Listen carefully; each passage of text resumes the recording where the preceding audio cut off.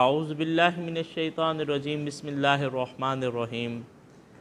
ان اللہ وملائکتہ یصلون علی النبی یا ایہا الذین آمنوا صلوا علیہ وسلموا تسلیما الصلاۃ والسلام علیک یا سیدی یا رسول اللہ وعلی آلک واصحابک یا حبیب اللہ الصلاۃ والسلام علیک یا نبی اللہ وعلى آلك وصحابك یا رحمت للعالمین۔ اللہ رب العزت کی حمد و ثنا اور آقا علیہ الصلوۃ والسلام کی بارگاہ میں گلہ عقیدت پیش کرنے کے بعد نہایت ہی معزز و محترم سامعین حضرات، سورہ البقرہ پارہ نمبر 2 اور رکوع نمبر 5 کے حوالے سے گفتگو ہو رہی تھی۔ اللہ رب العزت نے ارشاد فرمایا ان الذین، بے شک وہ لوگ جو یکتمون، جو چھپاتے ہیں، ما انزل اللہ، جو اتارا اللہ نے، من الکتاب، کتاب میں، ویشترون، اور وصول کرتے ہیں، بہی، اس سے، ثمناً قلیلا، تھوڑا سا معاوضہ، تھوڑی قیمت کے بدلے اللہ کی آیات کو بیچ دیتے ہیں۔ اولئکا، یہی وہ لوگ ہیں، ما یاکلون، جو نہیں کھاتے، فی بطونہم، اپنے پیٹوں کے اندر، الا النار، سوائے آگ کے۔ یہی وہ لوگ ہیں جو اپنے پیٹوں کے اندر آگ کو بھرتے ہیں۔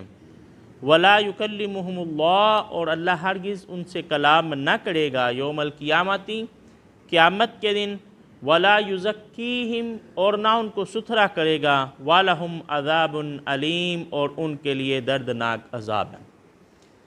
خالق کائنات نے فرمایا بے شک وہ لوگ جو اللہ کی آیات کو چھپاتے ہیں،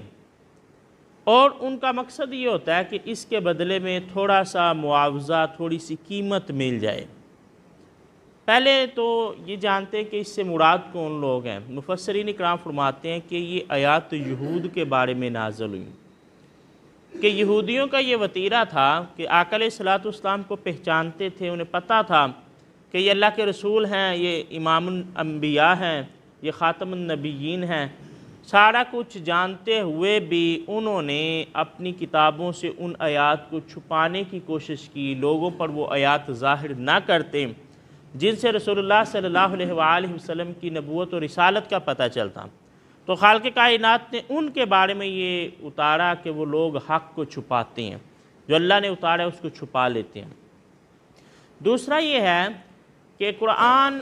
مثالیں بیان کرتا ہے مختلف لوگوں کی، مختلف امتوں کی۔ مقصود اس سے یہ ہے تاکہ یہ امت جو ہے وہ عبرت حاصل کرے کہ جو خطائیں، جو غلطیاں پہلی قوموں نے کی، آج وہ امت نہ کرے۔ یہ مقصد ہے قرآن پاک کے اندر مختلف لوگوں کی مثالیں جو ہیں وہ بیان کرنے کا۔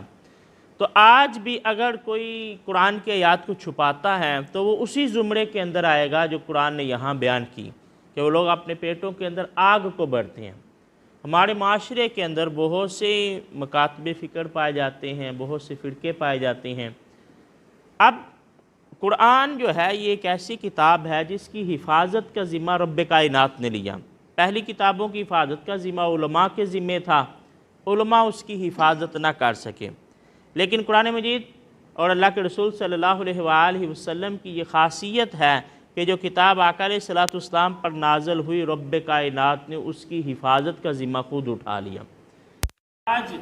1400 سال گزرنے کے باوجود قرآن پاک کے ایک بھی حرف کے اندر جو ہے وہ فرق نہیں آیا۔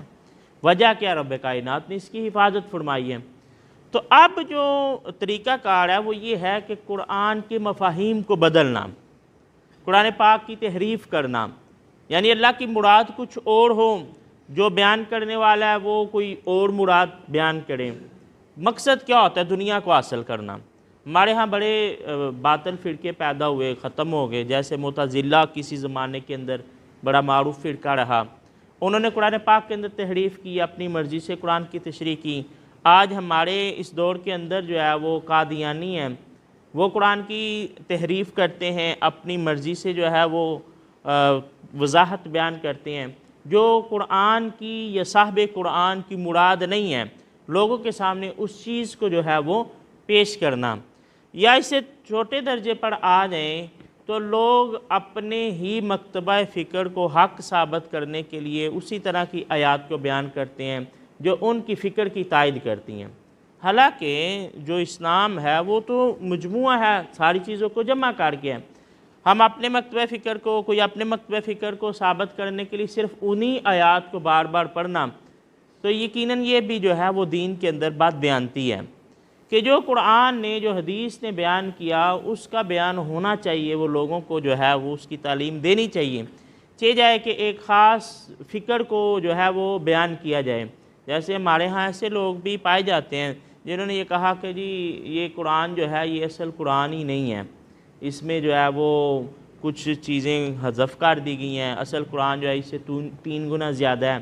یا انہوں نے کہا جی اصل قرآن کے اندر آیات زیادہ تھیں، یہ صرف 666 آیات جو ہیں وہ باقی رہ گئی ہیں، باقی جو ہے وہ کسی اور کے پاس ہیں۔ تو اس طرح کی جو باتیں ہیں یہ لوگوں کے ذہنوں کے اندر جو ہے وہ بدگمانیاں پیدا کرنے کے لیے، طرح طرح کے سوالات اٹھانے کے لیے کی جاتی ہیں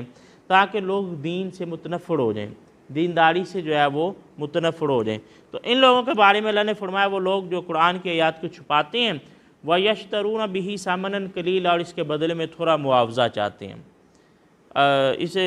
ایسے ہی ایک بات ذہن میں آئے، کچھ علماء ہوتے ہیں واعظین، علماء تو نہیں میں کہوں گا، وہ لوگوں کے سامنے ایسی آیات یا ایسی باتیں کرتے ہیں جس سے نذرانوں کا سلسلہ جو ہے وہ جاری رہے۔ یعنی پتہ ہے کہ یہاں چودھری صاحب جو ہیں وہ سود کا کاروبار کرتے ہیں تو وہ سود کی آیات وہاں پہ نہیں بیان کریں گے، انہیں پتہ ہے چودھری صاحب ناراض ہو جائیں گے تو پھر وہ نذرانے جو ہیں ان میں کمی آ جائے گی۔ حالانکہ جس جگہ پر جس عیب کا بندہ بیٹھا ہوا ہے وہاں پر وہی بیان کرنا زیادہ موزوں ہے۔ اللہ کے رسول صلی اللہ علیہ وآلہ وسلم کے پاس ایک شخص آتا ہے،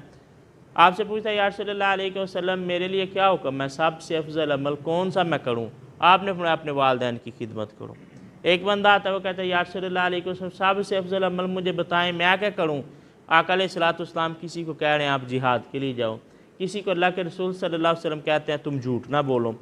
اب وجہ کیا ہے کہ جو آنے والا ہے اللہ کے رسول صلی اللہ علیہ وآلہ وسلم اس کے عیب کو جانتے ہیں، اس کے مطابق تعلیم دیتے ہیں کہ یہ بندہ جو ہے اس کے اندر جھوٹ کی بیماری ہے، تو اس سے یہ کہنا کہ تم جھوٹ نہ بولو، یہ بندہ والدین کا نافرمان ہے، اس سے کہا گیا کہ تم والدین کی خدمت کرو۔ تو جو واعظ ہے، جو مبلغ ہے، اس کو تو یہ چاہیے کہ جو عیب معاشرے کے اندر پایا گیا ان عیوب پر احسن انداز میں گفتگو کی جائے تاکہ لوگوں کو اصلاح کی طرف لایا جائے۔ لیکن اگر واعظ کی نظر عوام کی جیبوں پر ہو اور وہ چیزیں بیان کریں، آپ لوگ بہتر جانتے ہیں کہ کچھ واعظین ہوتے ہیں وہ انہیں پتہ ہوتا ہے کب شعر پڑھنا ہے اور کب نہیں پڑھنا، کب تک تقریر کرتے رہنا ہے، وہ ایک سلسلہ ہے کیا یشترون بہ ثمنا قلیلا، تاکہ تھوڑا سا معاوضہ مل جائے۔ اچھا یہاں مفسرین اکرام نے ایک اور بات بھی بیان کی، انہوں نے کہا کہ تھوڑا سا معاوضے سے یہ مراد نہیں ہے کہ زیادہ پیسے ملیں تو پھر قرآن کو بیچ دو یا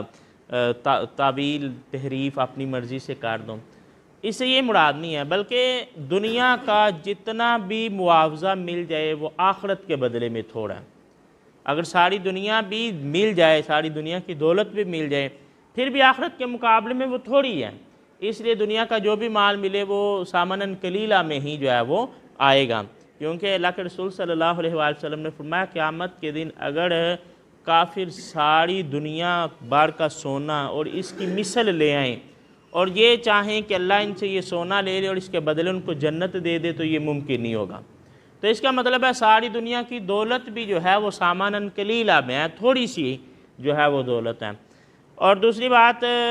بعض لوگ اس سے اس طرف بھی چلے جاتے ہیں کہ جی یہ جو قاری حضرات ہیں یہ تلاوت کرتے ہیں اس کے بدلے میں جو پیسے ملتے ہیں، یا جو امام صاحب ہیں ان کو جو تنخواہ دی جاتی ہے، یہ آیات کو بیچنا ہے۔ مفسرین اکرام فرماتے ہیں یہ آیات کو بیچنے کے مترادف نہیں ہے۔ ہاں وہ چیز اس کی علماء ضرور مذمت بیان کرتے ہیں جو پہلے سے پلانڈ ہو کہ جی یہ قاری کہے جی میں اتنے پیسے لوں گا پھر میں آ کے تلاوت کروں گا، وہ درست نہیں ہے۔ لیکن اگر کوئی قاری قرات کرتا ہے، آپ اس کو کچھ نذرانہ دیتے ہیں یا جو امام ڈیوٹی دیتا ہے اس کو کوئی معاوضہ دیا جاتا ہے، تو وہ آیات کو بیچنے کے مترادف میں نہیں آتا۔ آیات کو بیچنے سے مراد یہ ہے کہ آیات کی تحریف کرنا، آیات کی تعویل کرنا وہ جو حق نہیں ہے، لوگوں کو ان کی منشا کے مطابق فتوے دینا۔